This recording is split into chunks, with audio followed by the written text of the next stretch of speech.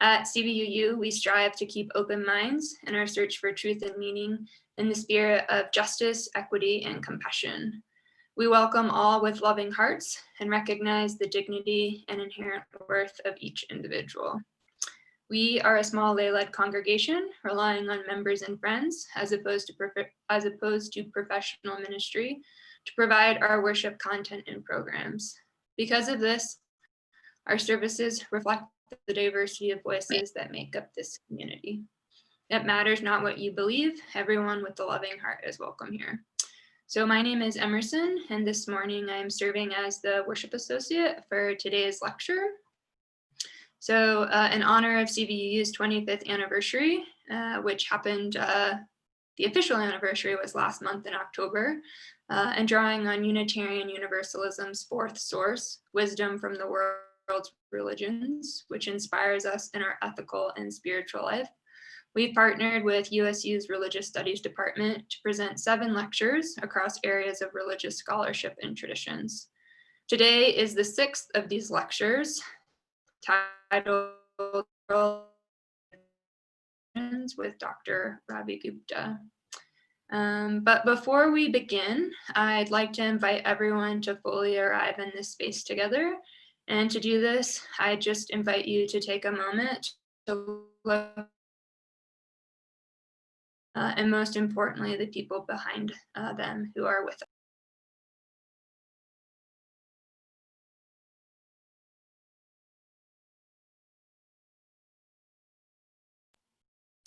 I was in another Zoom meeting earlier this week, and the facilitator invited people to put their hands up like this against the edge of their boxes. So if everybody does that, put your hands up so that it's kind of facing the edge of your box. And now it's kind of like we're all touching hands, COVID-free. Thank you for humoring me. So we'll go ahead and start our service by lighting our chalice. And you can say these words along with me. And Jordan's on top of it, so he already has them posted in the chat. We light this chalice for the warmth of love, the light of wisdom, and the energy of action.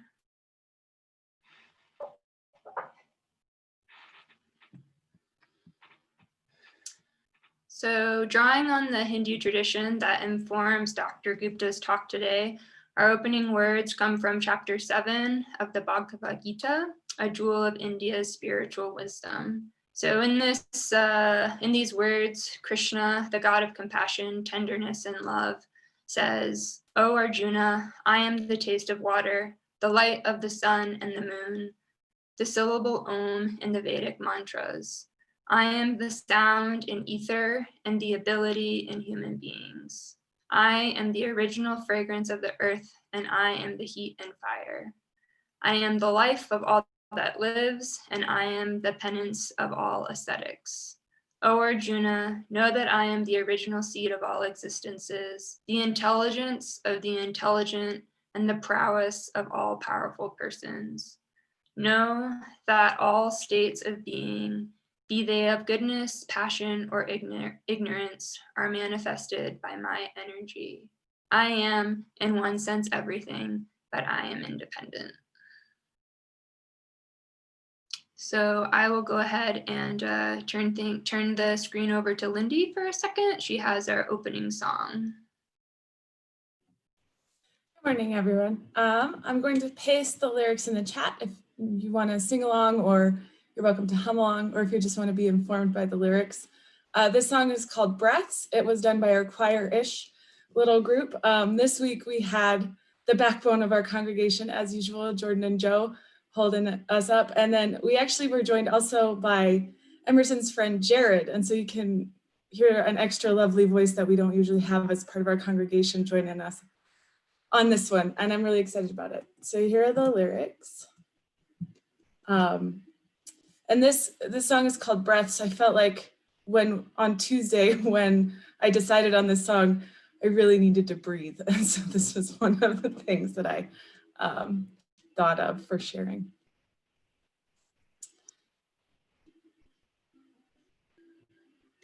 Oh, sorry, I forget the order I have to go in to make sure everything shows up. There we go.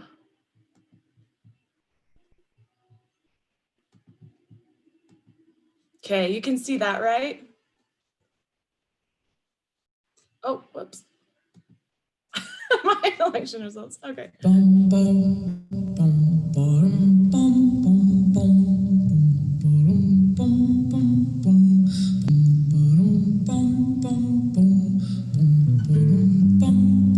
Listen more often to things than to beings. Listen more often to things than to beings. 'Tis the ancestors' breath when the fire's voice is heard. 'Tis the ancestors' breath in the voice of the waters.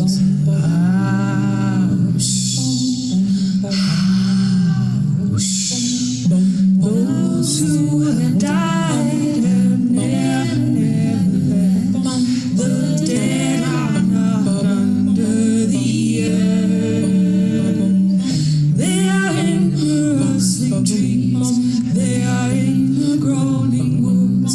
They are in the crying grass. They are in the moaning rocks. The dead are not under the earth. Listen more often to things than to beings. Listen more often to things than to beings. 'Tis the ancestors' breath when the fire's voice is heard. 'Tis the ancestors' breath in the voice of the waters.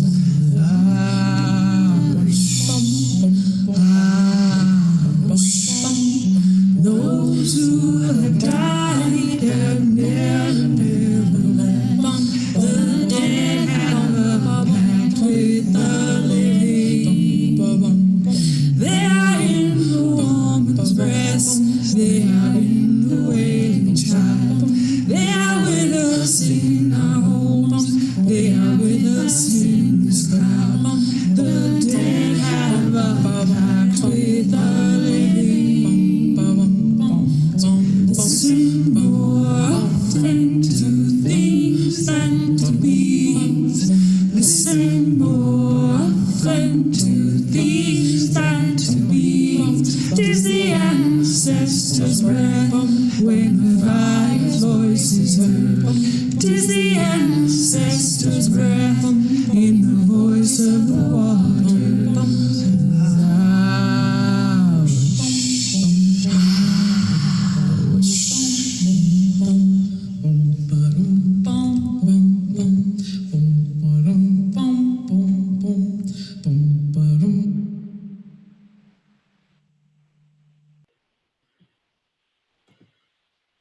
So again, if anyone is interested in helping contribute with that, we usually, I'm trying to do it every other week or so. And, we're always interested in new voices. It doesn't have to be perfect for it to be part of our community. And so if you want to try it out and you're not getting my emails, please reach out to me, send me your email, and I'm happy to add you and let you know when we're getting ready to do a project like that again. Thank you. Thank you so much, Lundy. I think that's one of my favorites so far. I get the pleasure when I interact with Lindy and she sends me like a bunch of songs. So I get to like listen to a bunch of music on the weeks that I facilitate. And oftentimes the things that she sends me is just like nourishing and grounding. So thanks for all the work you're doing. Typically at this point in the service, we hold joys and concerns, an opportunity to give voice and be held in community with what is on our hearts. And even though we've had a big week, to leave time for discussion following today's presentation, we'll not have the open sharing portion of joys and concerns, but we'll save them for our informal conversation during coffee hour following the service. However, I'll light the two candles that are tradition.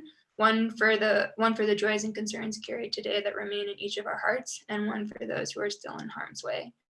So if you'd like to join me in the meditation on joys and concerns, the words are posted in the chat. We gather in this community, sometimes in fear, sometimes in trust, sometimes in joy, but always in the hope that we can support and strengthen one another in our common quest for healing and wholeness.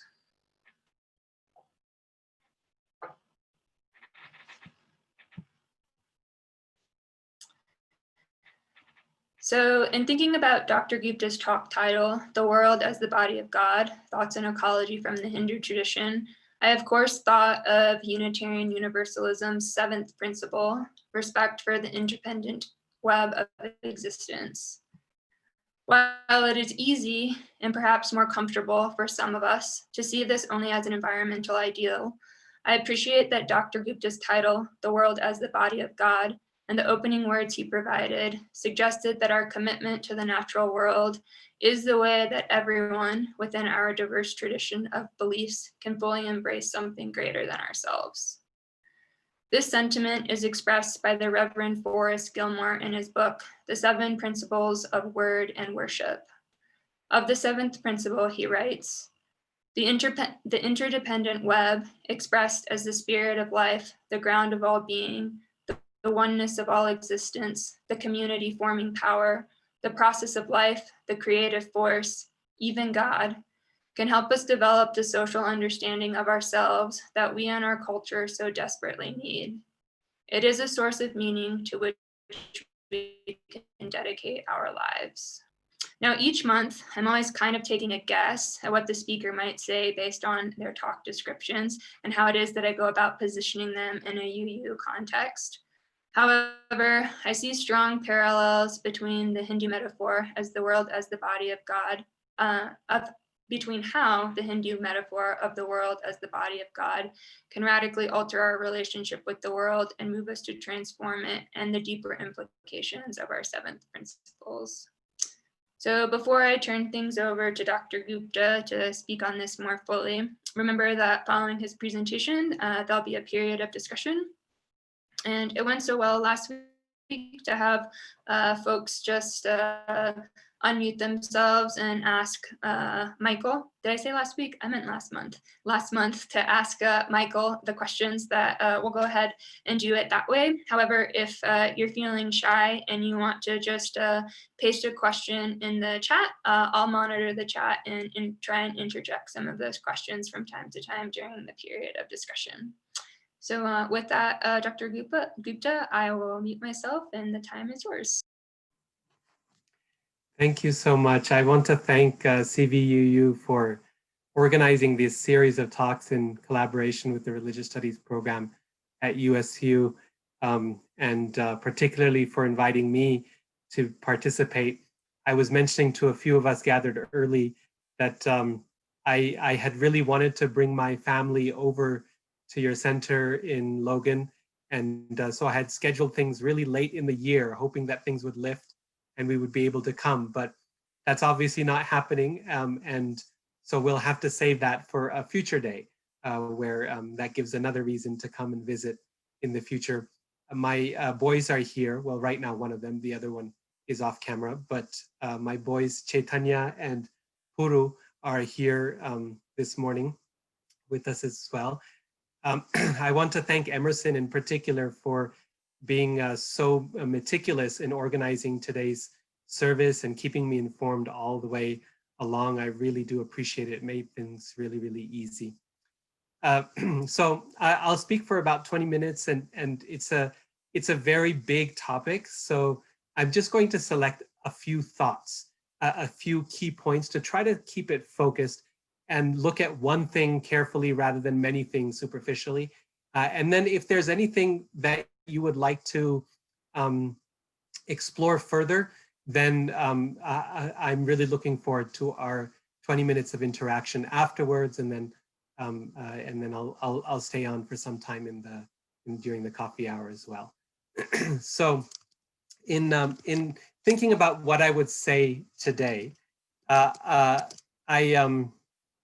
well, the first thing I should do is give you just a little bit of background in terms of where I come from, spiritually speaking. So Hinduism or the Hindu traditions is really, really a large area. It's better to think of Hinduism as a family of religious traditions rather than a single religion, simply because there's so many different groups and branches that are related to each other, but very different in their approaches and so on. Where I'm coming from in particular is called the Vaishnava tradition, which is the largest branch of Hinduism. It's those who are dedicated to the worship of Vishnu or Krishna. And Krishna is most famous as the speaker of the Bhagavad Gita. And the Bhagavad Gita is one of the key spiritual texts that emerges from India and is studied and loved around the world. So I think some of you may be familiar already with the text, but if you aren't, the name's there in the chat. So I'll be drawing from the Bhagavad Gita, and also another very important text for Vaishnavas, which goes by two slightly different names, the Bhagavata Purana and the Srimad Bhagavatam. Okay, this is the same book, just two different ways of referring to it. The reason I put them up in the chat is because they look very similar, the first word of both, so it can become a little bit confusing. But this is where I'm drawing from and where I'm coming from in terms of my thoughts and ideas, although much of what I say will be recognizable and appreciable and agreeable to the vast majority of those who identify as Hindus in India and around the world. Okay, so that's just a little bit of context. Since we're talking about a very, very large tradition, I wanted to locate myself more specifically. Now, in preparing this talk for today, I thought, how might we relate this? I did a little bit of study of the Unitarian Universalist principles, the 7 principles that Emerson sent me. And obviously, as Emerson already said, the 7th one struck me a lot as related: respect for the interdependent web of all existence of which we are a part. And in thinking about that principle, the 7th one, I remembered in particular 3 metaphors from the Bhagavata Purana, from the Vaishnava traditions that I wanted to share with you. And hopefully they'll ring some bells and we can discuss them further. But the first metaphor is in describing this world as the creation of God. The Bhagavata Purana uses the phrase, it uses the metaphor of a spider and its web. The Bhagavata says, just as a spider rolls out its silk, and then when its work is done, rolls it back in the same way, the Lord creates this world from himself and then rolls it back in when the work is done, and then produces again. And in this way, creation is described as a cycle of coming into being, of existing, and of dissolving, of wrapping up, coming into being, existing, dissolving, being wrapped up again. This process goes on continuously as a cycle of existence. But the key thing that I want you to note in the metaphor is that the silk is coming from the spider itself. It's not something external to the spider that it is, looking for to find and put together like a construction worker, but rather the web is part of the spider's own body, of the spider's existence. And in this way, it returns to the spider.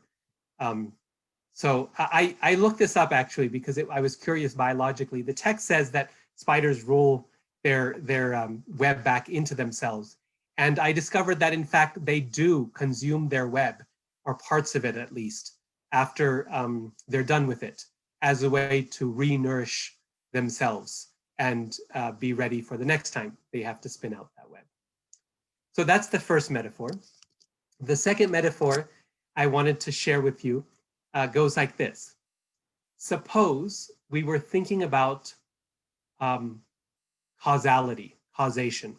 What is the cause of the world? Okay. And so the metaphor that the Bhagavata Purana gives is of a potter who creates a pot, right? Say you have a clay pot, a handmade clay pot, and you ask yourself, what is the cause of that pot? Now, we might answer that question in multiple ways. One way to answer it would be to say, the potter is the cause of the pot, which would be true because the potter makes the pot. That's why they're called a potter. On the other hand, one might say that it's the potter's wheel that's the cause of the pot, right? Because it's the wheel that spins upon which the clay is placed and which creates the pot. On the other hand, we might say that it's the clay that is the cause of the pot. Because without that clay, there is no pot, there's no substance. The idea may be great and the potter may be willing, but clay is the substance which allows the pot to be formed. We might go further and say it is the customer, the consumer, who is the cause of the pot, because potters would make no pots unless people wanted pots and needed them to be used. Now, there are multiple causes. Okay? In each of these, we can say the efficient cause, the instrumental cause, the substantive cause, the final cause. But here's the key point.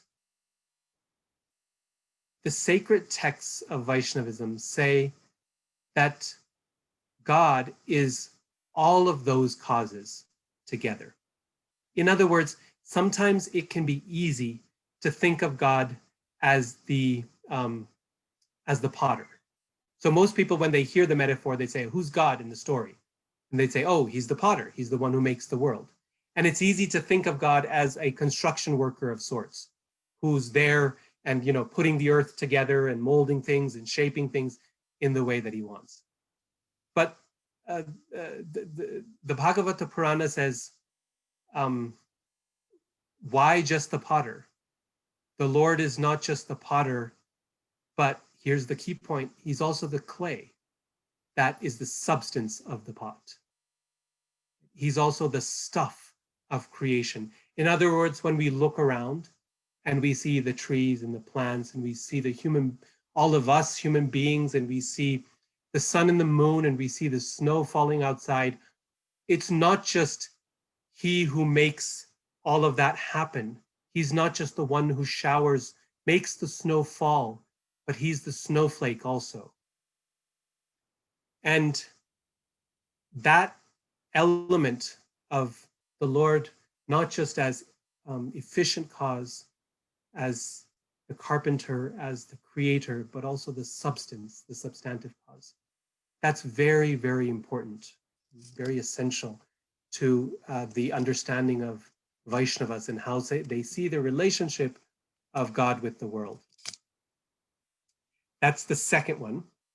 And then the third one I wanted to share with you comes from a verse in the Bhagavad Gita, the first text that I mentioned, and the text from which Emerson spoke the opening words today.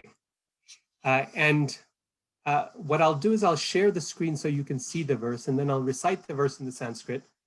Sanskrit is India's ancient language. It's India's Latin or Greek.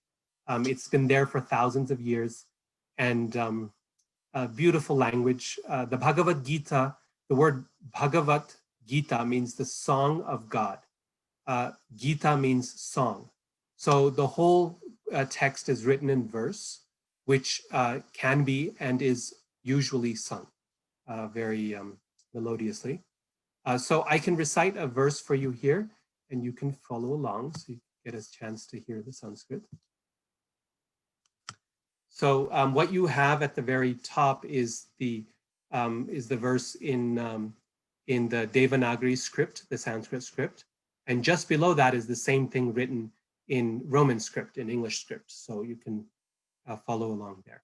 He says, Pitahamasya jagato mata dhata pitamaha vedyam pavitram omkara Riksama Yajure Vacha Pitahamasya Jagato Mata Dhata Pitamaha Vedyam Pavitram Omkara Riksama Yajure Vacha Pitahamasya Jagato Mata Dhata Pitamaha Vedyam Pavitram Omkara Riksama Yajure Vacha. And I'll read the translation. I am the father of this universe, the mother, the support, and the grandsire. I am the object of knowledge, the purifier, and the syllable Om. I am also the Rig, the Sama, and the Yajur Vedas. So what I want to point out for you here is the various relationships that Krishna claims in relation to the world. He says, I am the father of creation. And this is, of course, the typical way in which many traditions think of God, as the one who gives the seed of all existence, and sort of that metaphor of the carpenter or the construction worker who puts the world together, who takes the pieces and joins them. And that is, of course, one important way in which we might think of creation as an act. But Krishna then moves further and says, Pitaha Masya Jagata Mata. I am also the mother of creation.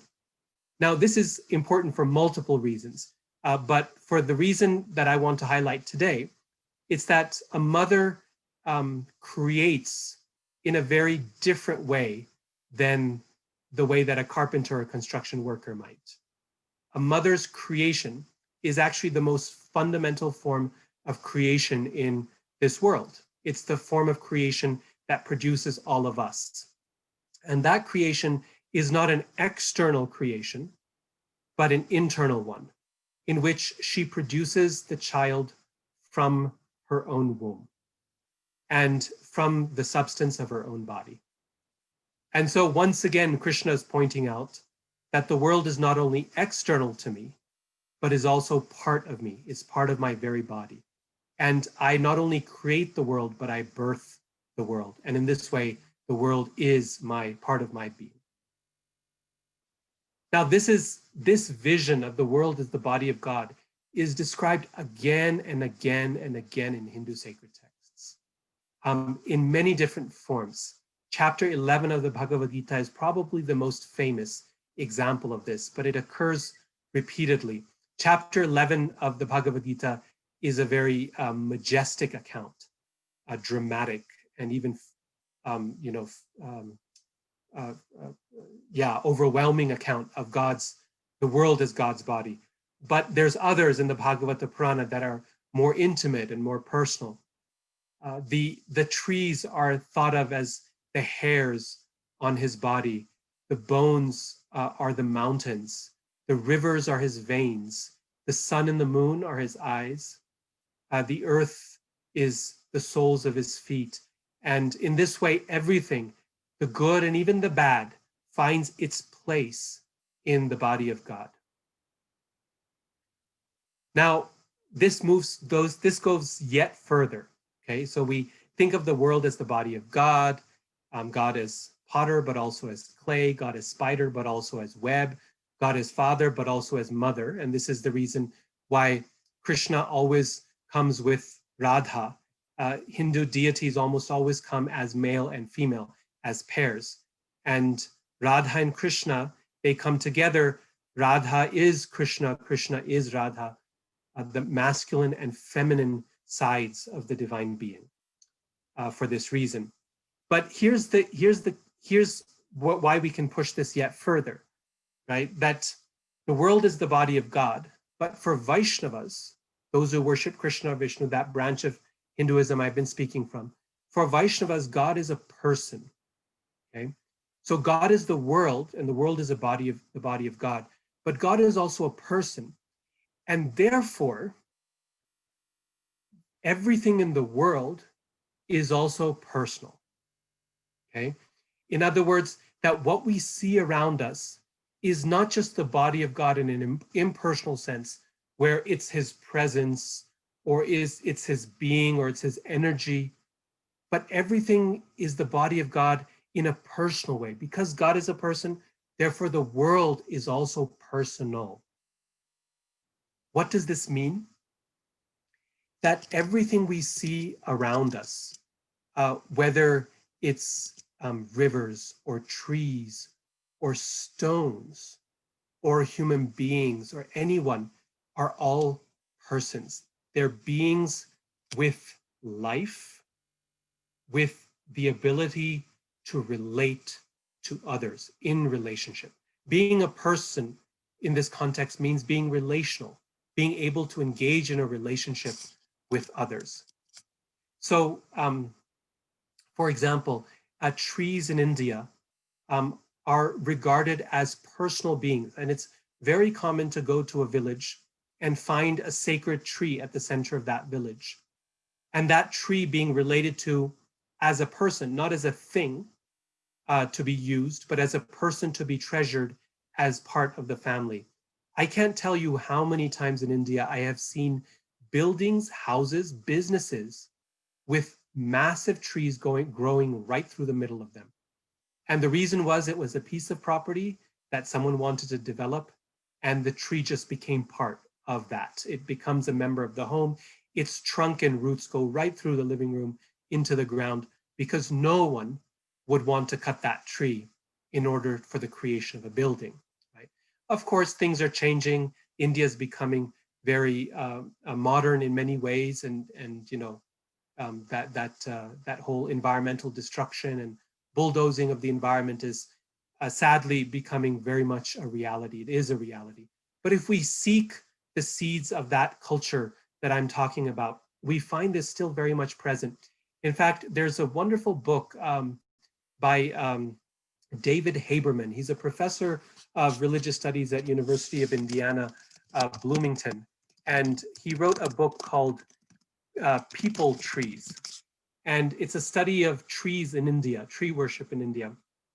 And he talks about in the book, he talks about how when he did his research in India, he would go from village to village and he would ask the people there. His key question was, who is this tree? Now, think about that question for a minute. I mean, if we walked up to our neighbor and we asked, pointed to a tree in the front yard and we said, so who's this tree? They'd look at us, I'm sure, a little weird, right? They'd say, what? Who's? And they might go on and answer the question, this is an elm or this is an oak or whatever. But Haberman talks about how he never once saw a confounded look when he asked that question from anyone he met. It made perfect sense to them. And they described the tree as a person. This has been part of our village for so long. This tree is an embodiment of this deity, this divinity. This tree was, you know, has helped us in this way when my child wasn't getting married. It's really like a part of their daily existence, a member of that family, someone who shares the troubles and the pains as well as the joys of their lives. One more example I'll give is that of rivers. Rivers are typically seen as goddesses, as mother goddesses in India, particularly the river Ganges or Ganga, which is India's largest river, and today terribly, terribly polluted, as well as the Yamuna River, also in North India, a very sacred river, particularly to devotees of Krishna. And I'll put the name here, the Yamuna River.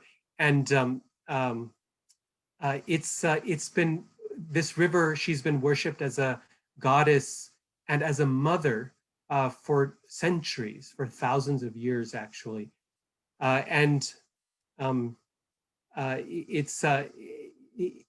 Rivers, there's so much one could say about rivers as goddesses, but their ability to sustain life, to give life, is seen as something that is to be treasured and to be revered and to be thanked for in the way one would treasure and revere one's own mother. There's one wonderful story that I want to share, and then I think I'll pause at that time and open it up for discussion. But there's one story I want to share in regard to rivers, and this relates to Krishna, the deity who speaks Bhagavad Gita. So Krishna is God himself who descends to earth thousands of years ago. And when he comes, he plays as a human child, like a human child. And he's in the village of Vrindavan, which is a village on the shores of this river Yamuna. One day, as he comes to the shores of the river to graze the cows, so he goes out every day, he's a cowherd, and he goes out every day with his friends, also little boys, and they go out into the forests of Vrindavan, into the neighboring forests around the village to let the cows graze. And the river is the source of life and water for the entire village. One day when he gets to the shores of the river, the cows drink from that river and they are poisoned. They fall down and faint. And Krishna notices that something is terribly wrong with the water of the river. He soon discovers that a very large serpent named Kaliya is living in that water. And the fumes from the serpent's body are poisoning not only the water, but the air surrounding the river. So much so that even when the birds fly over, then they fall down dead into the water as a result of those fumes. All the greenery on the banks of the river has dried up and been poisoned. So Krishna decides he needs to do something about this. And so he climbs a tree on the shore of the river and tightens his belt and jumps into the river with a big splash and disturbs that serpent. And the serpent comes out and starts to attack Krishna. He's a multi-hooded cobra, and he's attacking Krishna with his different hoods, trying to bite him. And Krishna, what he does is he jumps upon Kaliya's hood. So this is a massive serpent with multiple hoods, and he jumps on top, and Kaliya tries to hit him with another hood, and Krishna jumps to that one. And in this way, he starts to dance. He does a beautiful dance on the hoods of the serpent. And as he dances and steps and pounds, the serpent becomes weaker and weaker and weaker until he finally says, Krishna, I don't want to die. Tell me what I need to do. And Krishna says, look, I don't want to kill you. You can live, but this is not your home. Go back to the ocean from where you came, and I will not disturb you. The serpent slithers away into the ocean. The waters return to their natural pure state. The greenery comes back to life, and people and animals and everyone can drink from the water again. The reason I tell you this story is because my ideas that I'm describing are not merely theoretical. They form the foundation of very important environmental and ecological movements in India today. And in this town of Vrindavan, on the banks of the river and all along the river Yamuna,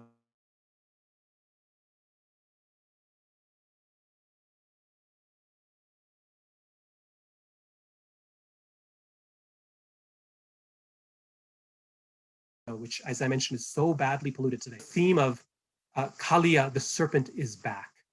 After thousands of years, Kaliya, the serpent, has returned. His hoods have been replaced by the pipes of raw sewage that enter the water of the river. And just as Krishna dispatched this serpent thousands of years ago, so today we must dispatch this serpent. And in this way, protect that mother who has nourished us and given us life for thousands of years. Today, she is sick, she is ailing, and moreover, she is sick and ailing, not because of her own doing, but because of what we have done to her. Does it not therefore behoove us as her children, who have now grown up and seen the consequences of our actions, does it not behoove us to take care of her and nurse her back to health, even as Krishna did thousands of years ago?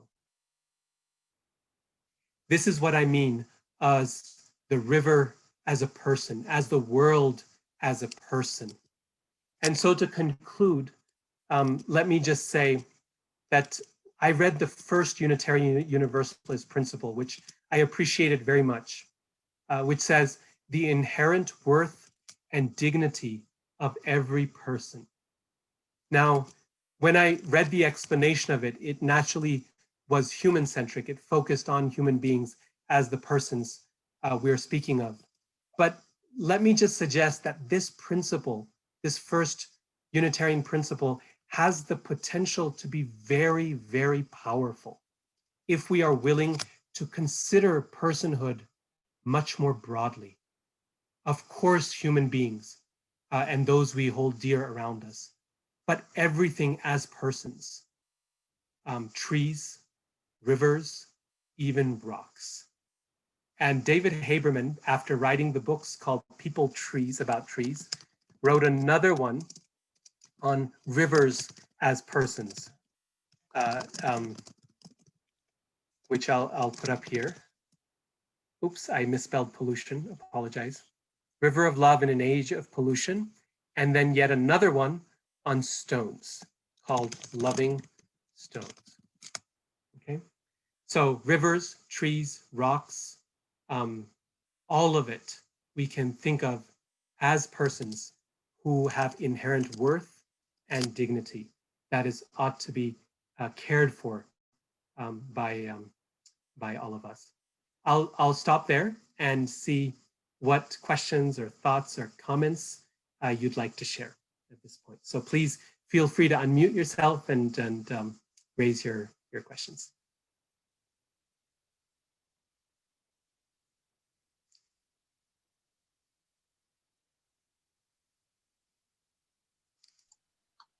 This isn't really a question, but I'm very encouraged. I find it very encouraging that we can arrive at the same relationship with nature coming from sort of opposite ends of the theistic spectrum, you know, whether you're an atheist or a theist. And because, I mean, a lot of us come through from an atheistic approach, but we listened to a sermon from a popular UU minister a while back that talked about developing this I-thou relationship with nature. You know, even so for me, even as an atheist, I try to have this I-thou relationship with nature. And in a way, I worship nature. You know, I'm in awe of nature and I have that same sort of relationship. So it's just very encouraging to think that you can come from different perspectives, but arrive at that same place. Thank you so much. I appreciate that. Just based on what you were saying about the I-thou relationship, I was thinking about a point that David Haberman makes in discussing these various aspects of nature. In India, it's very common for people to, these trees that I mentioned, as well as with stones and other aspects of nature, for people to paint faces upon them, eyes particularly, mouths, and to dress them in human clothing, right? So saris, the dress that women in India wear.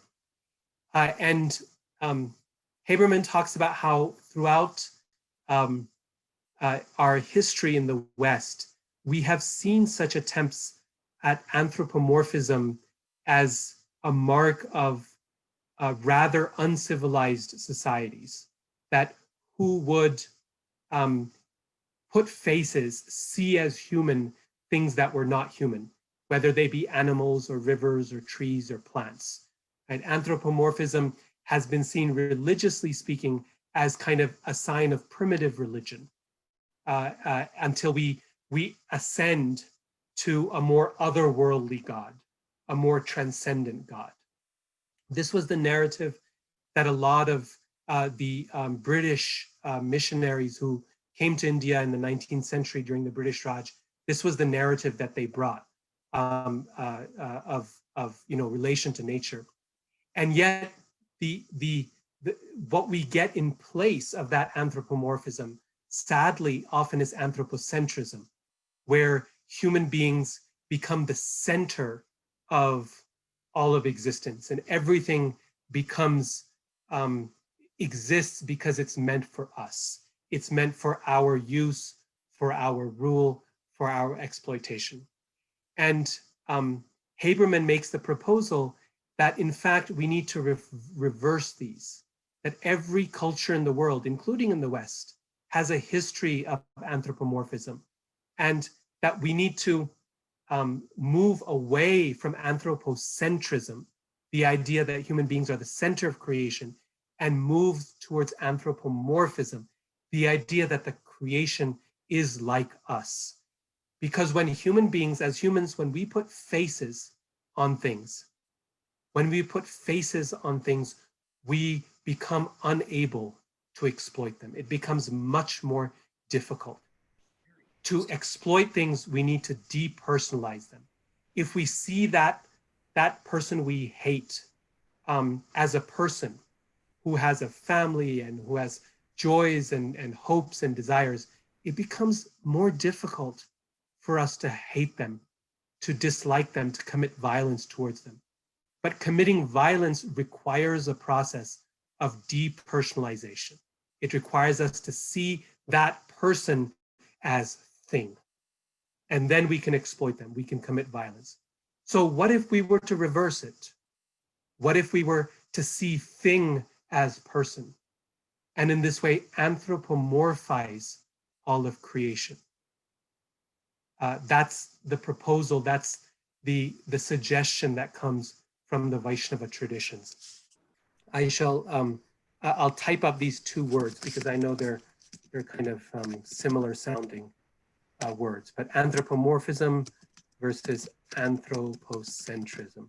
I really I appreciate these two ideas as ways of thinking of our place in the world and challenging some of the ingrained notions that we have of anthropomorphism as being somehow inherently primitive, when in fact it can provide us a very powerful way to identify with creation.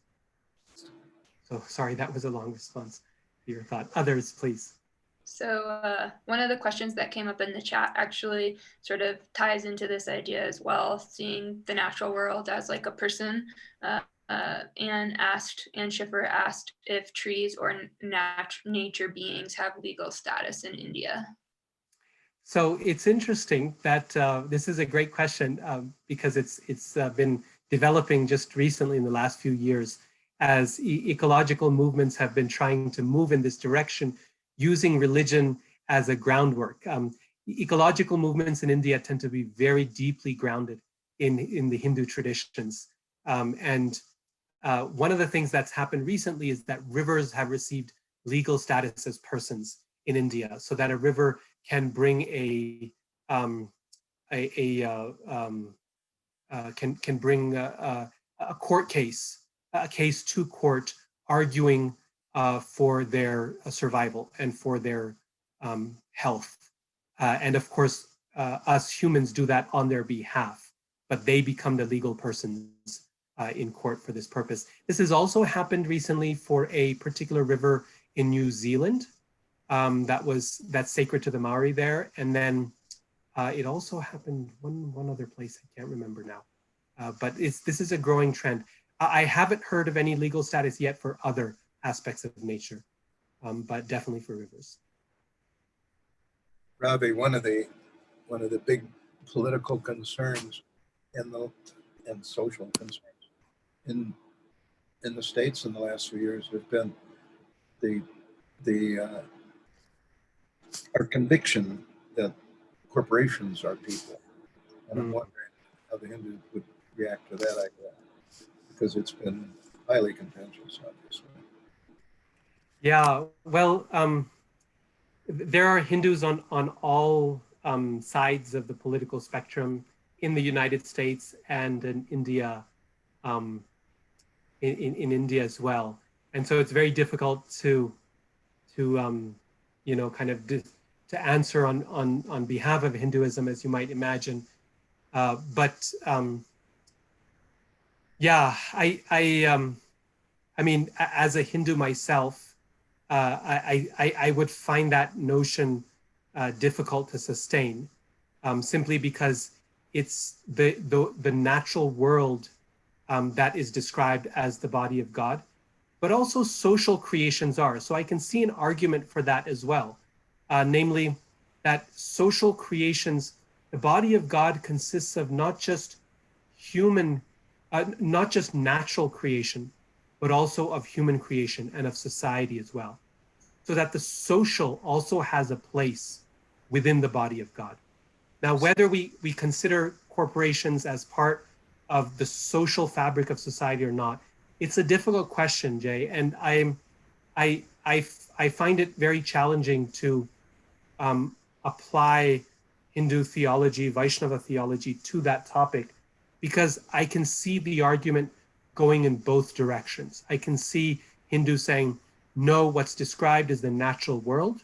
It's the rivers, it's the trees, it's human beings. This is what's the body of God, and not those structures of power and oppression and money that we create. On the other hand, I can see other Hindus arguing the social, the human world is just as much a part of the body of God as is the natural world. And because businesses and corporations and so on are just as part of the social world as anything else, therefore they too are to be respected as part of the body of God. So I can see that argument going in both directions, and therefore it's kind of difficult to answer one way or the other. I think this is where you would find robust debate, as we do in our country. So, meanwhile, my favorite tree. Up higher. Can you see this? I'm just trying to figure out how to make your screen larger. Hold on, just a second. It's a tree trunk. It's a tree. Oh yeah, yes, I see it now. You're on mute. Okay, I'll unmute me. No, you're fine. Now you're muted. Unmute. No, No, Now you're good. This is one of my favorite people. It lives out by us in the woods. Wow.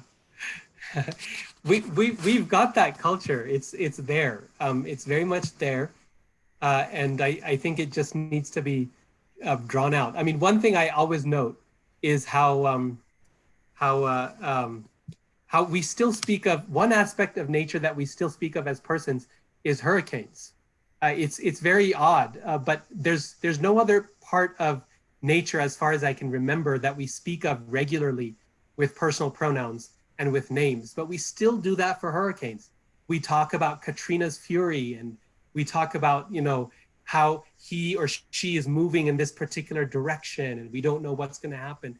And I think it's part of the unpredictability of hurricanes that, despite our meteorological advances in the past century, we're still, helpless in front of things as large and powerful as hurricanes, and we look at them and we don't know exactly, this way, and you see those charts of the directions they can go in. So I think part of that makes us want to relate to them as unpredictable persons. Because the thing about persons is that, unlike things in this world, which you can describe entirely through the laws of physical nature, with persons, there's an element of free will. There's an element of unpredictability there, right? And so we see that with hurricanes, but I would say, I think we ought to see that with other aspects of nature too, that tree you just showed me is just as unpredictable and just as full of free will and free spirit as is any hurricane, right? So we've got the history, and we've still got some seeds of it in our culture that can be recovered. Other thoughts?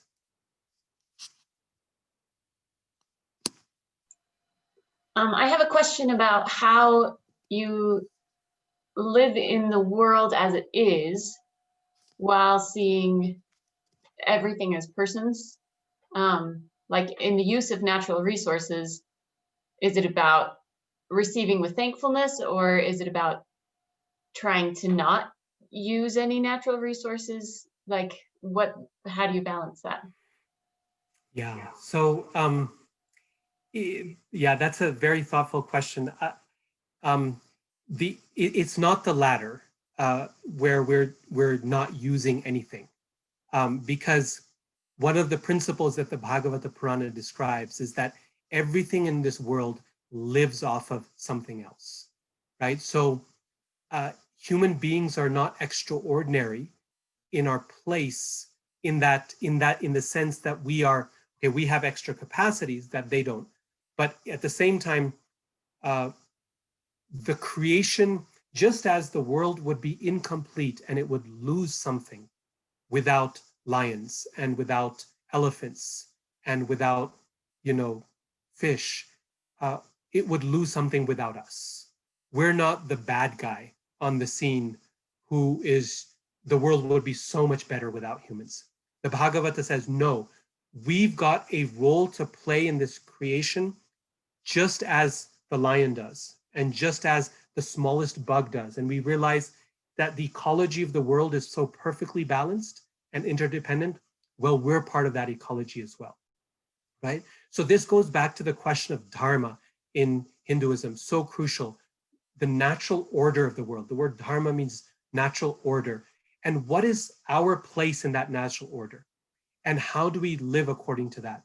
So there's a couple of thoughts to answer your question that I can give.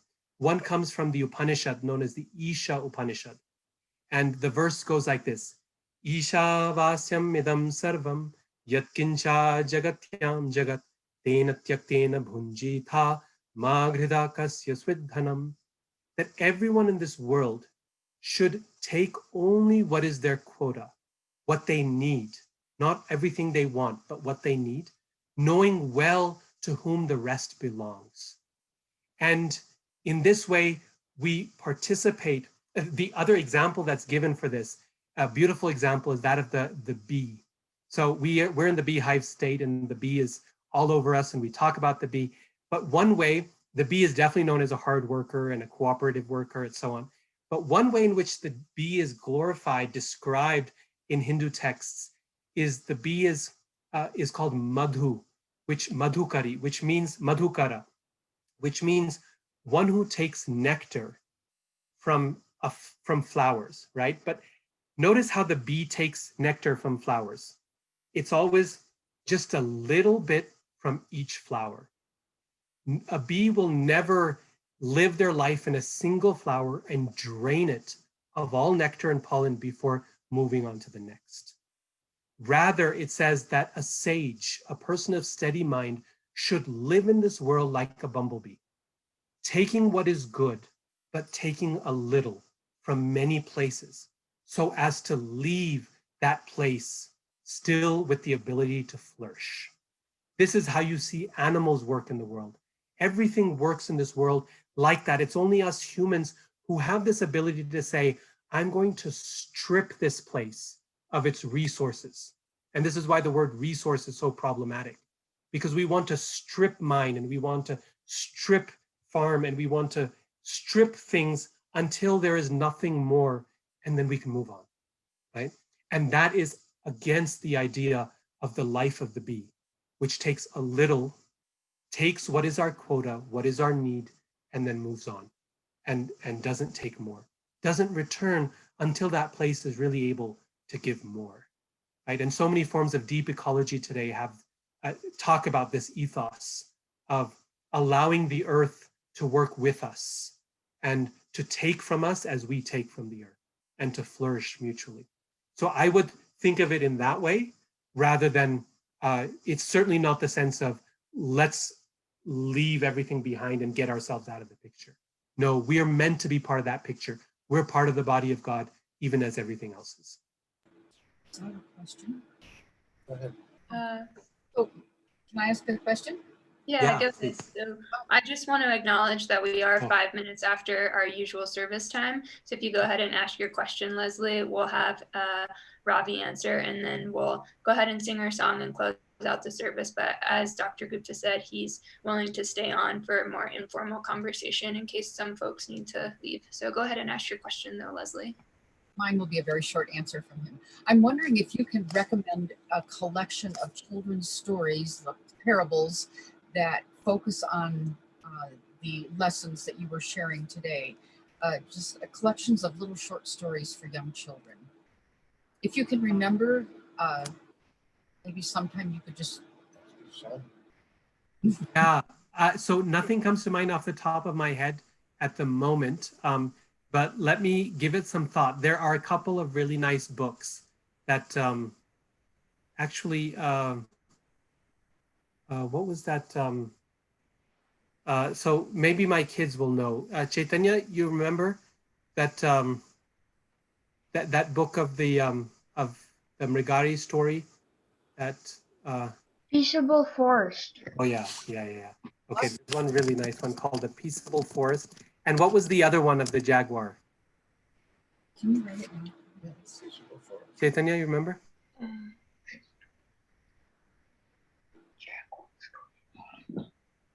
Okay, when he thinks of it, I'll put it in the chat. Thank you. Yeah. And if I remember others, I'll let you know individually. Okay, thank you. All right. I do also want to note that 2 folks asked questions in the chat that we didn't get around to. So if you feel comfortable jumping in after we're done, please feel free to voice those questions. So as we do for, or as we traditionally do with the lecture series, we'll go ahead and sort of transition and sort of let the words settle with the hymn Wake Now My Senses. And I'll turn things over to Lindy to lead. Hi everyone again. For this one, I felt like the core we needed are in the first 3 verses anyway, so I thought we would just do those 3. As soon as my update message gets out of my way of my chat, I will paste that in the lyrics there. There we go.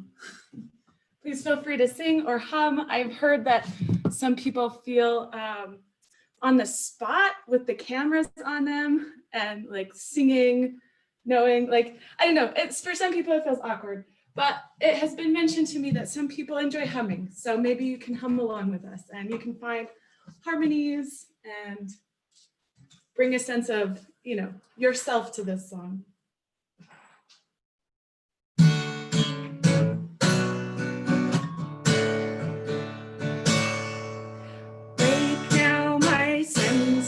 And hear the earth call, feel the deep power of being in awe. Keep with the web of creation your vow of giving, receiving, as love shows us how.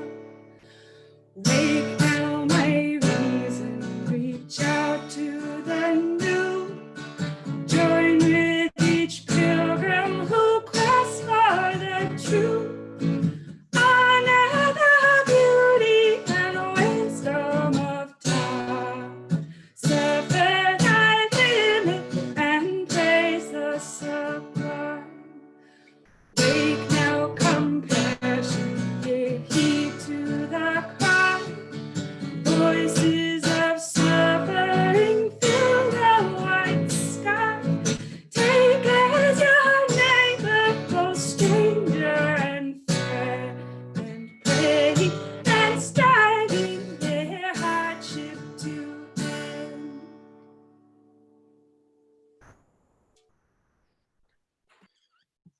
Much thanks, Lindy.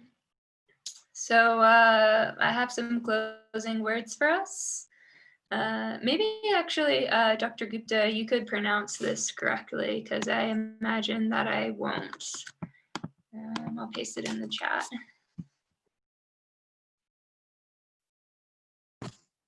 It's the Shukla Yajurveda. Thank you. So, O God, scatter of ignorance and darkness, grant me your strength. May all beings regard me with the eye of a friend, and I all beings. With the eye of a friend, may each single being regard all others. So with that, we'll go ahead and extinguish our chalice with number 678, Go Your Ways, which Jordan kindly pasted in the chat if you'd like to say the words along with me. Go your ways, knowing not the answers to all things, yet always seeking the answers to one more thing than you know.